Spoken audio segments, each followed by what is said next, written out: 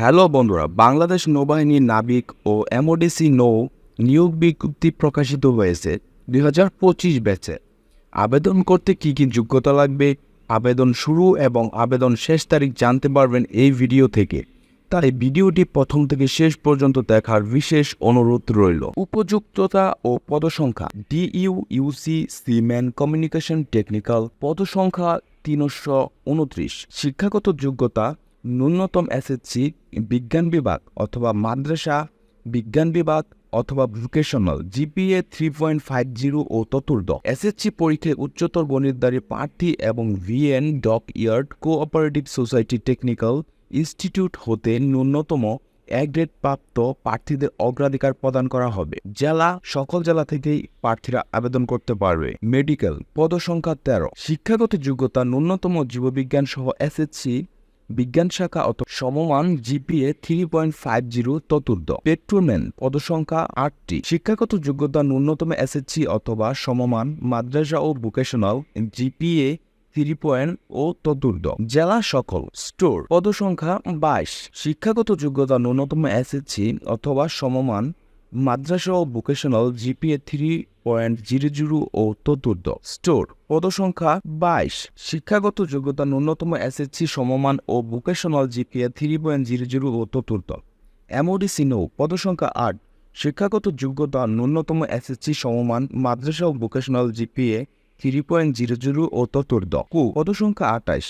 শিক্ষাগত যোগ্যতা: ন্যূনতম এসএসসি অথবা সমমান, মাদ্রাসা ও ভোকেশনাল, জিপিএ 2.50 ও চতুর্থ। স্টুয়ার্ড, পদসংখ্যা 9। ন্যূনতম এসএসসি অথবা সমমান, মাদ্রাসা ও ভোকেশনাল, জিপিএ 2.50 ও চতুর্থ। টোপাজ, পদসংখ্যা 13। শিক্ষাগত যোগ্যতা: ন্যূনতম অষ্টম শ্রেণী পাস। এই সকল পদে সকল জেলা থেকে প্রার্থীরা আবেদন করতে পারবে। এখানে নির্দিষ্ট কোনো জেলা দেওয়া নাই যেখান থেকে প্রার্থীরা আবেদন করতে পারবে না। তো আপনারা যারা আবেদন করবেন, বাংলাদেশের সকল জেলা থেকে আপনারা আবেদন করতে পারবেন।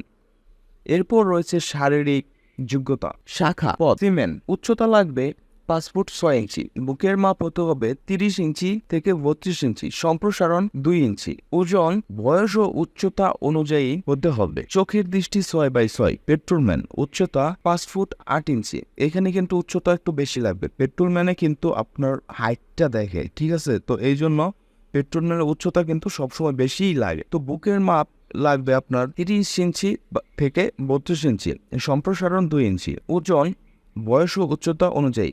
চোখের দৃষ্টি 6/6। অন্যান্য শাখা: communication technical, medical, writer, store, মিউজ, কুক, স্টুয়ার্ড ও টুপাস। এসব পদের জন্য উচ্চতা লাগবে 5 ফুট 4 ইঞ্চি। এটাতে কিন্তু একটু কম আছে। এইসব পদে কিন্তু উচ্চতা কম হলেও আপনি আবেদন করতে পারবেন।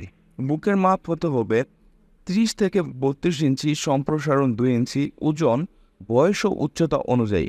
চোখের দৃষ্টি 6/6। এমওডিসি নৌ, এই পদে আবেদনের জন্য আপনার উচ্চতা থাকতে হবে 5 ফুট 6 ইঞ্চি, বুকের মাপ 30 থেকে 32 ইঞ্চি এবং সম্প্রসারণ 2 ইঞ্চি, ওজন বয়স ও উচ্চতা অনুযায়ী। চোখের দৃষ্টি 6/6। অন্যান্য শর্তাবলী সকল পদবীর জন্য: ক, বাংলাদেশি পুরুষ নাগরিক, সাঁতার জানা আবশ্যক, অবিবাহিত, বিপত্তিক, তালাকপ্রাপ্ত নয়, বয়স হতে হবে 1 জানুয়ারি 2025, নাবিক 17 থেকে 20 বছর বয়স। এমওডিসি নৌ, বয়স হতে হবে 17 থেকে 22 বছর। বয়সের ক্ষেত্রে এফিডেভিট গ্রহণযোগ্য নয়। অর্থাৎ আপনার বয়স যদি কোনো সমস্যা হয়, বয়সের মধ্যে যদি কোনো সমস্যা হয়, আপনি যদি কোনো জুডিশিয়াল ম্যাজিস্ট্রেট থেকে কোনো এফিডেভিট এর দ্বারা আবেদন করতে চান, সেটি কিন্তু অবশ্যই গ্রহণযোগ্য হবে না। তো এখানে অযোগ্যতা কি দেওয়া আছে সেগুলো আমরা একটু দেখে নেব। অযোগ্যতা হচ্ছে বাংলাদেশ বা অন্য কোনো দেশে প্রচলিত বলবৎযোগ্য কোনো আইন ও বিধির অধীনে গ্রেফতার, দোষী সাব্যস্ত, বন্দী, আটক অথবা কোনো মামলায় অভিযুক্ত হয়ে কোনো বিচারালয়ে বিচারাধীন থাকলে, সশস্ত্র বাহিনী অথবা সরকারি চাকরি থেকে অপসারিত বা বহিষ্কৃত হলে, দ্বৈত নাগরিকত্ব অর্থাৎ হচ্ছে 2 দেশে নাগরিকত্ব থাকলে, সশস্ত্র বাহিনীর বুনিয়াদী প্রশিক্ষণ চলাকালীন স্বেচ্ছায় চাকরি ত্যাগ করলে, প্রয়োজনীয় সনদপত্রের বিস্তারিত বিবরণ। অর্থাৎ এখানে আপনার কি সনদপত্র লাগবে আপনার আবেদন করতে গেলে, তো এটা আমরা একটু দেখে নেব। শিক্ষাগত যোগ্যতার সনদপত্র: এসএসসি পাস প্রার্থীদের মূল অথবা শিক্ষা বোর্ড কর্তৃক ইস্যুকৃত সাময়িক সনদপত্র। 2 নম্বর হচ্ছে এসএসসি পরীক্ষার মূল সার্টিফিকেট, মার্কশিট, মূল রেজিস্ট্রেশন কার্ড, মূল অ্যাডমিট কার্ড এবং শিক্ষা প্রতিষ্ঠানে প্রদান কর্তৃক স্বাক্ষরিত প্রশংসাপত্র।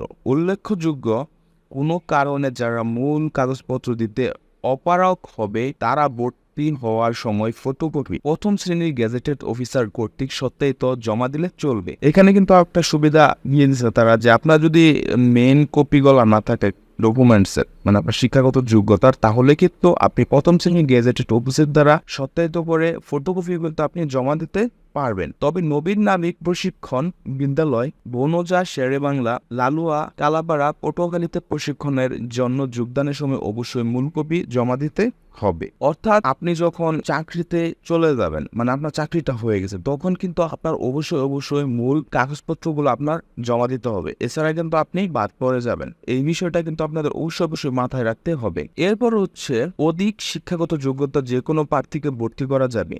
ভর্তিকালীন সময়ে অধিক শিক্ষাগত যোগ্যতা সনদ সঙ্গে নিয়ে আসতে হবে, তবে তারা একজন কোনো অতিরিক্ত সুযোগ সুবিধা পাবে না। অষ্টম শ্রেণী পাস প্রার্থীদের স্কুল হতে পাশকৃত সনদ ও পরীক্ষার মার্কশিট জমা দিতে হবে। জাতীয়তা ও চরিত্রগত সনদপত্র স্ব ইউনিয়ন পরিষদের চেয়ারম্যান, পৌরসভার মেয়র অথবা চেয়ারম্যান, ওয়ার্ড কাউন্সিলর বা কমিশনার নিকট হতে গৃহীত জাতীয়তা ও চরিত্রগত সনদপত্রের বৈবাহিক অবস্থা ও স্থায়ী বাসস্থানের উল্লেখ থাকতে হবে। জন্ম নিবন্ধন, জাতীয় পরিচয়পত্র প্রথম শ্রেণীর gazetted officer, chairman, ward councillor, commissioner কর্তৃক প্রার্থীর জন্ম নিবন্ধন অথবা জাতীয় পরিচয়পত্রের সত্যায়িত ফটোকপি এবং পিতার জাতীয় পরিচয়পত্রের সত্যায়িত ফটোকপি। অভিভাবকের সম্মতিপত্র স্ব ইউনিয়ন পরিষদের চেয়ারম্যান, পৌরসভার মেয়র অথবা চেয়ারম্যান, ওয়ার্ড কাউন্সিলর বা কমিশনার কর্তৃক প্রতি স্বাক্ষরিত হতে হবে। ছবি সদ্য তোলা পাসপোর্ট আকারের প্রার্থীর নিজের 15 কপি, পিতার 1 কপি এবং মাতার 1 কপি রঙিন ছবি ল্যাব প্রিন্ট প্রথম শ্রেণীর গেজেটেড অফিসার কর্তৃক সত্যায়িত হতে হবে। চাকরির প্রার্থীদের নিয়োগকারী কর্তৃক ছাড়পত্র আনতে হবে। এখন আমরা জেনে নিব এই সার্কুলার আবেদন কবে শেষ হবে এবং আবেদন কবে শুরু হবে। তো এই সার্কুলারের আবেদন শেষ হবে 15ই অক্টোবর। আমি আবারও বলছি, এই সার্কুলারের আবেদন শেষ হবে 15ই অক্টোবর 2024 এবং আবেদন শুরু হবে 11ই সেপ্টেম্বর। আমি আবারও বলে দিচ্ছি, আবেদন শুরু হবে 11ই সেপ্টেম্বর এবং আবেদন শেষ হবে 15ই অক্টোবর 2024 পর্যন্ত। ঠিক আছে, তো আপনারা যারা আবেদন করতে আগ্রহী তারা দ্রুত আবেদন করে নেবেন। যারা আবেদন করবেন তাদের জন্য শুভকামনা রইল। তো সবাই ভালো থাকেন, সুস্থ থাকেন। দেখা হচ্ছে পরবর্তী নতুন কোনো সার্কুলারে। আল্লাহ হাফেজ।